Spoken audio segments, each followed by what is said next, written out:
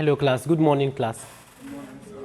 Now today we'll be talking about fashion mood board. There are different types of mood board. You can have a bridal mood board or you can have a mood board for ready to wear. Now what's a mood board?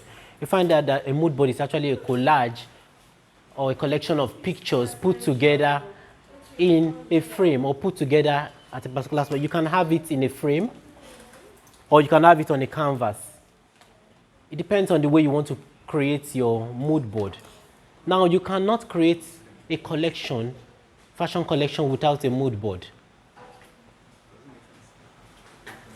First, you need to create your mood board before you create your collection.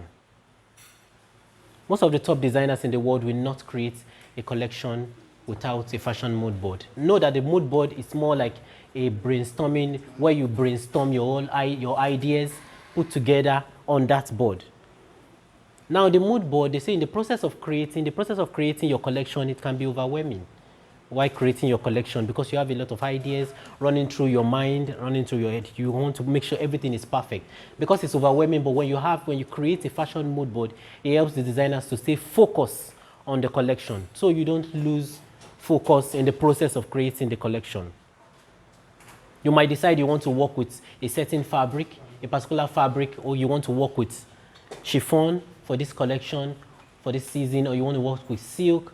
And you might get to the market in the process and see other things that can distract you in the process of creating your collection. Note that it's a brainstorming board. It's where you brainstorm, put your whole ideas together on a canvas, or you can prepare it. You can prepare a board more like this, where you can interchange. You can decide to change your mood board from time to time. So you can create the mood board by using pictures as well, collections of different pictures that represent your idea or the picture or your vision, the particular collection you are trying to portray, the collection you are trying to showcase to the world. Note that there are different types of collection as well. You can have a capsule collection which consists 6 look. You have the major collection which can be from 10 to 12 to 15 to 20 to 50. You can still go on and on to 100. It depends on the strength of the designer and what you want to do. But most people will always do the major, when they go to 100, you do that for probably you're having a fashion show for yourself. But when you're going for a runway, most designers will always release probably 10, 15 on the runway or 20. But when you are doing a major show, that this is my show, this is my event, you are trying to unveil, you can decide to go up to 50. This is your show because you are trying to entertain people with your collection. That's why when you see most of the major designers in the world showcasing their collections, you find that they are going on and it's like unending collection, because the designs begin to come, they begin to roll on the runway. Roll out on the runway because they are trying to entertain people. Like if you watch shows like Victoria's Secret runway, or if you watch most major fashion runways, you find out that a lot of artists and designers even celebrities are there to watch and to appreciate the designer's work of creativity and art as well. Now I will ask you to read through more light on the fashion collection. You can read? Yeah. Read that. Okay. On the mood board. Let me read the importance of a mood board. Gathering some ideas and inspiration before you actually start staring at a blank screen. It can also potentially save you from a lot of waste time and effort by getting client approval on a concept ahead of time. No one likes a pour their heart into a project only to have it rejected by a client. It helps clients. Creating a mood board to present a client gives them an idea of what the finished product will look like and allows everyone involved to agree on the direction. Before too much work is done, it also helps avoid any misunderstanding that may result from trying to describe a design. concept verbally.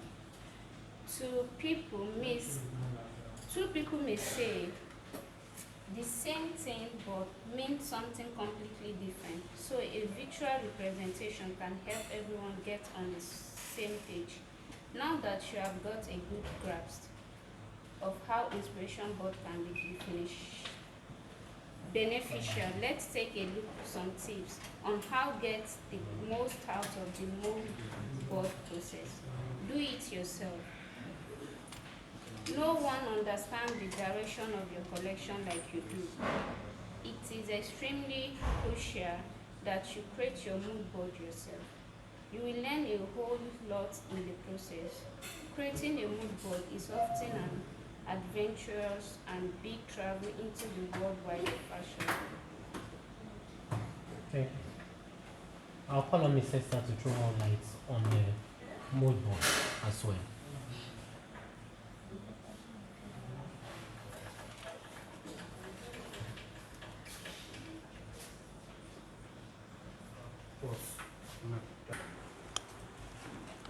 All right, so we decided to break down the things that you can use to compile your mood board into like 7 points. It can be more than this, it can be less than this. They just to give you guidance on how to start, so you're not overwhelmed or confused about what to do or how to start. So basically, it was literally from the things we understood about what a mood board is, then we asked questions, and then we came up with color. So when we say color, so you're going to write these things down first. It's going to be like a Q&A question and answer thing. So you're going to write this down first. When you say color, what colors come to mind? Because you're trying to create a collection. So basically, we'll be doing a 2-outfit collection creation. So maybe you've always wanted to sew one particular style, or you've seen a particular style that you like, or you saw a particular color that has been really attractive to you that you probably like to try on one day. Anything that just comes to your mind based on color. I don't mean any color that comes to your mind whatsoever that you like. A color that has been on your mind that you like. Write it down. It can be as many as possible. Just write it down. Later on, we can streamline the colors based on other things that we have on the board. Do you understand the color part? Yes. Are we sure? Yes. Then next up, materials. Same thing. So what kind of materials do you like to work with? You've been doing your pattern class, so you already have ideas of some materials. Suede, linen, polyester, cotton, wool. Whatever material it is that you would like, silk, put it down. Like I said, you may not end up using everything, but just put it down first. Then style and trend. So style and trend comes in when you say what kind of style, you can even use yourself at this point. What kind of style would you like to rock? Or what kind of style would you like to see people rocking? Remember, it is your collection, right? So most of the time, it is things pertaining to you. It's not like as if it's a client's work.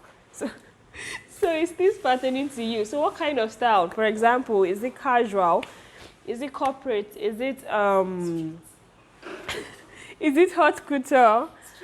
Is it streetwear? Exactly. So for the style ideas, if you're limited on styles, you can have a picture in mind, or you have a picture saved somewhere and you don't know the name of the style. Pull it out, show us, we can let you know what style it falls under. Also, in your course form, the front page, we have different styles. When you check manual illustration curriculum, we have different styles written there. So you can go through them and see which one falls under the category you like to work with. Yes, there's also trad. I think someone literally just wanted to do trad. So that would literally be a style. Then we wrote /trends. Trend meaning what you want to do can stem up from, do we know when this trend was reigning? This orange was a color trend, orange and fuchsia or hot pink combination. Exactly. So that can be your own trend idea. So basically your collection will be based on just those boots, just 2 colors. If not, then go with a style. Do we understand style/trend? Yes. Any questions? Baby girl. All right. Next thing is word. So for word simply means if I'm looking at your collection, what's the first thing that comes to my mind? Okay, or what's the thing you want? What's the word you want to come to people's mind when they see your collection? For example, if you are creating a collection and you want people to know it for the vibrant colors, so you can put colorful as word. Neutrals in your design or your color, you're looking back at your mood board and you're saying colorful, you already know you're going off track, right? So you can have things like colorful, you can have things like simple.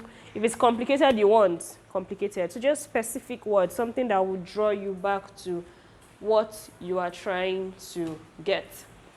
Also, what can come in form of quotes? Maybe you have a favorite quote by one of your designers or something. You can also put that there as a quote. So very, very specific short phrases. That's what word goes on there. Then next up is target audience.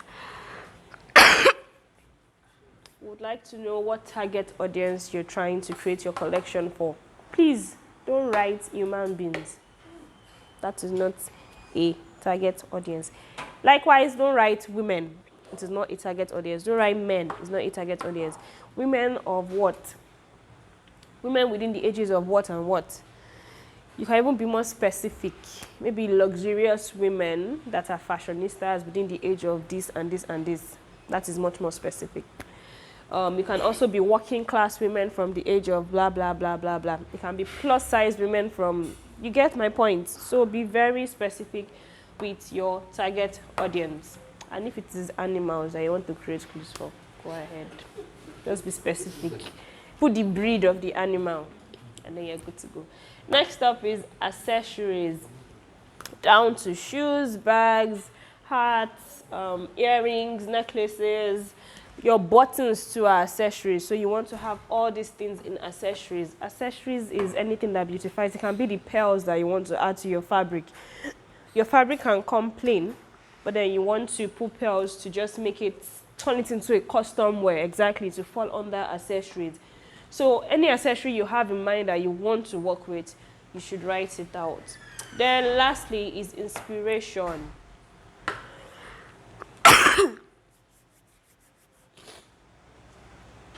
So when we come to the part of inspiration, inspiration being, where do you get your inspiration from, your fashion inspiration? For example, if you're supposed to create an outfit within the next 30 minutes, where would you run to? What would be your go-to source to go and get inspiration? So it can be something as good as when you attend fashion shows. So your inspiration can be as simple as when you attend fashion shows, or from fashion magazines. If you like looking at fashion magazines, it can be the very general one, your social media, maybe like your favorite IG page, your favorite fashion page on IG, wherever it is you get your ideas from. So that is what inspiration should be. Which one? Word. When we look at your collection, what word would you like to be ascribed to it? It can be luxurious, so you're putting it there, luxurious. It can be simple, meaning simplicity, so that when you're looking back at your board, you're seeing the word simplicity. So if you're already making a complex dress, you know you're already going out of track. It can be colorful, it can be vibrant, it can be sexy, it can be bold.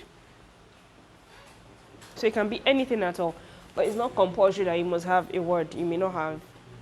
Okay? Awesome. Any questions?